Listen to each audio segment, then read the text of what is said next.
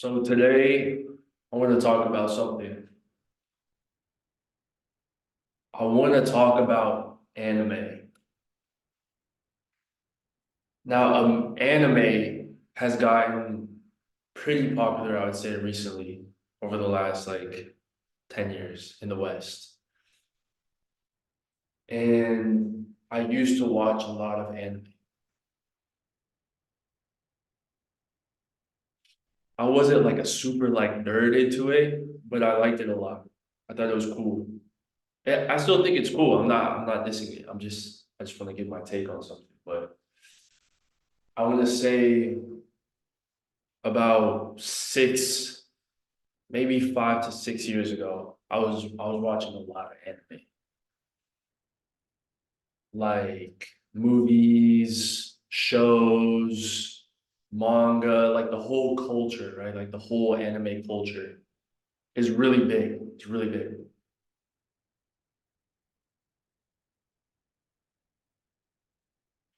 And I'm not hating on it because I think some animes do have really great lessons in them and they can teach you a lot. Like a lot of the writers of some of these anime shows are really detailed, in depth, touch on a lot of nuanced subjects and everything like that. And I think there's some good stuff, some benefits to it. But there's a couple reasons why I decided to move away from that, and I want to talk about that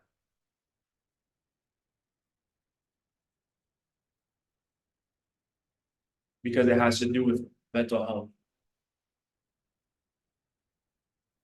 One of the big things that I found with myself when I was watching a lot of anime was that I would continuously find myself disappointed with real life, sort of let down by just the boringness and the mundaneness of just regular existence. Like when you watch these animes, how they're made, how they're designed, how they are crafted, the worlds that they build, the stories that they go on, the characters, how they evolve, um, the worlds, how vivid they are, how saturated, the colors, and just it's like really intense. It's like everything is scaled up. You know what I mean? All the emotions are way more intense. They over dramatize everything that goes on. And the thing is, when you come back to the real world, it's like the real world is so boring. It's like this is all there is. You know what I mean? Compared to whatever you're watching, it's like, bro, this is boring. And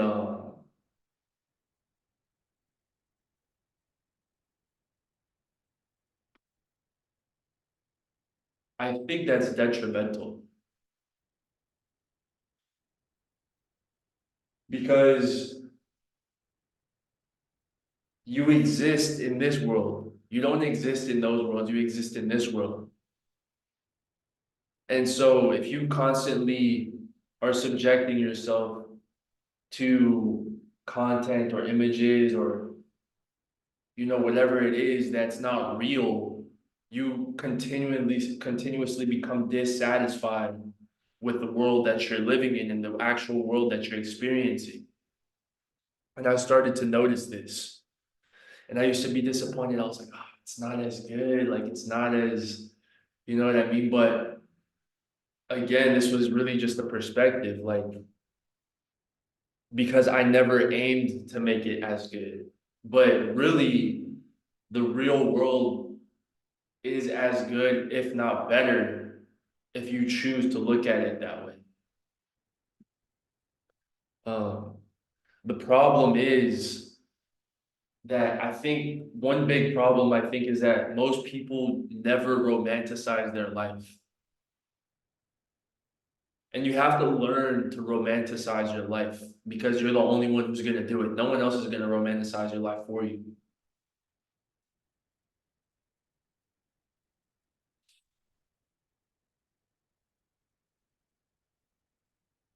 And as a person who's really into like cinema and film and all of these things, I think you do have to romanticize your life a bit.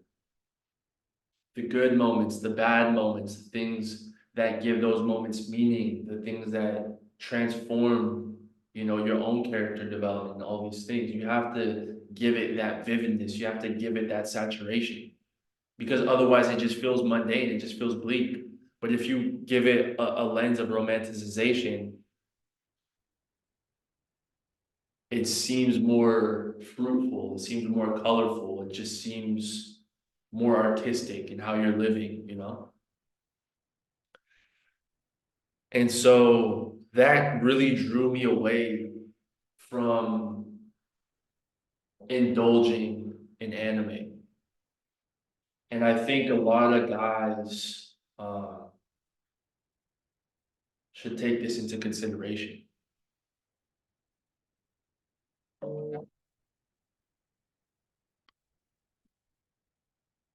because I've seen some of my old friends fall into this a little bit.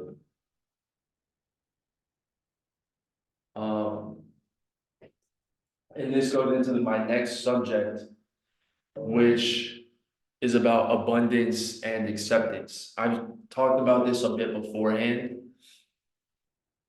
but I think one of the most masculine things and one of the most complete things that you can take on life is abundance and acceptance. Now, I've seen people touch on the abundance mindset a little bit, but abundance mindset distributes itself in so many avenues across your life. And really, what it comes down to is having a state of awareness that you're able to generate infinite potential. And so, when you know this, if you deep down believe this, you're not scared to let go of things. A lot of people run into problems because they're scared to let go of things, of people, of situations, of ideas, of circumstances, of material things. And abundance is definitely an aspect of detachment.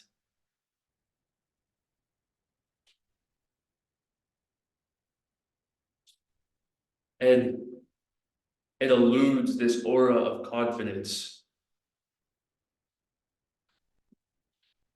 When you take a scarcity mindset and you're scared to let go of money, and you're scared to let go of people, and you're scared to let go of situations,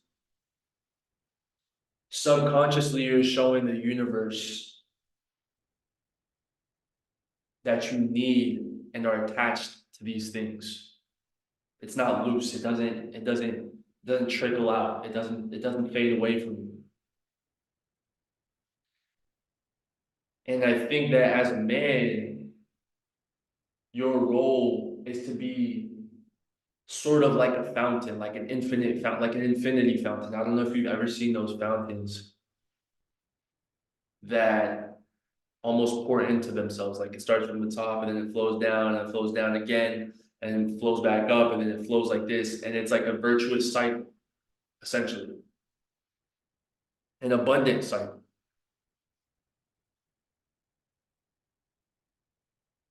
And I think there's a very big lesson in there. There's a very, very, very big lesson in there. I know a few guys have talked about this, hate and everything like that, but I think showing the universe that you're not scared to lose things because you feel that it'll come back if you let it go is very true. And you get punished when you take a scarce approach. When you take a scarce approach to life, you would get punished with scarcity.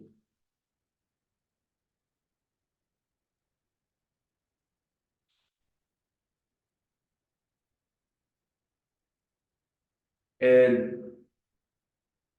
I'm not saying to be dumb, I'm not saying to be dumb and just blow things and just fuck it up and just, it's very different.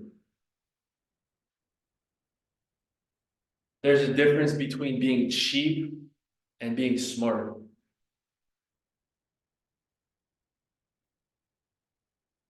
Cheap, like that saying, you know, poorness is a condition of the mind, broke is a condition of the pocket. You could be a rich motherfucker, but you just broke.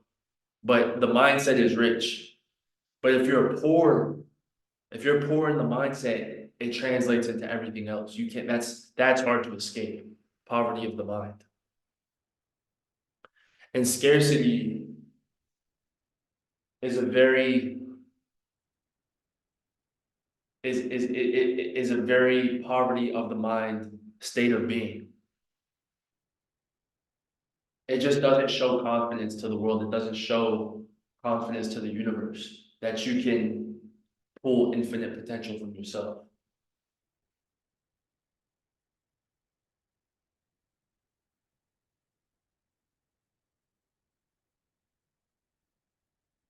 And I truly think that when you're in that abundant state of being, things come back to you. I truly believe that because I know it to be true. Just from my own life and things that I've experienced.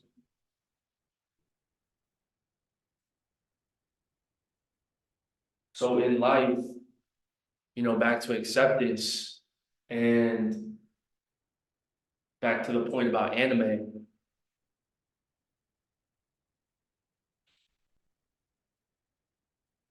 there's a very big point in accepting reality and moving forward in an abundant nature. Because like when you go back to the anime thing, it just kind of has you not in the same vibe. I don't really know how to explain it. I just don't know how to explain it.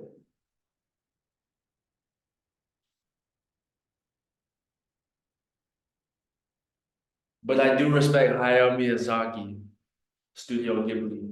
Still need to see. I'm gonna go see his new movie for sure. I respect it, bro. That dude's a philosopher.